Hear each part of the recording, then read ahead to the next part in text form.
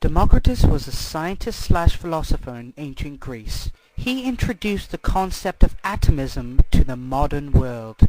He believed that all matter in the universe was compounded together of tiny particles that were the four elements.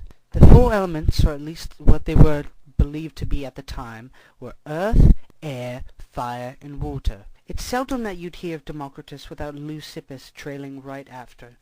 They both borrowed heavily from the concepts of Indian atomism. Leucippus was Democritus's teacher and mentor. Leucippus was the one who introduced atomism to Democritus for the first time. Democritus later went on to publish and elaborate on the ideas that were introduced to him in atomism. Although his ideas are the very basis of science today, they were not very popular at the time they came out.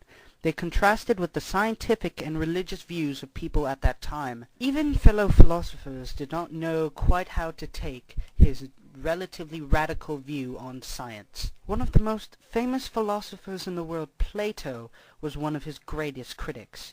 He even stated at one point that he had wished that all of Democritus's work burned.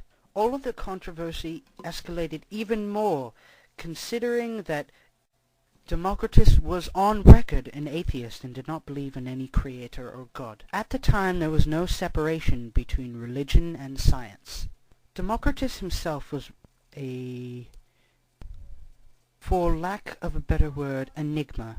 People did not know anything about his life outside of his works, and that has remained true until today. Perhaps it is better that his personal life didn't muddle with the brilliant scientific concepts that he introduced to the world. Democritus lived to the ripe old age of 90 and left behind an unsurpassable scientific legacy.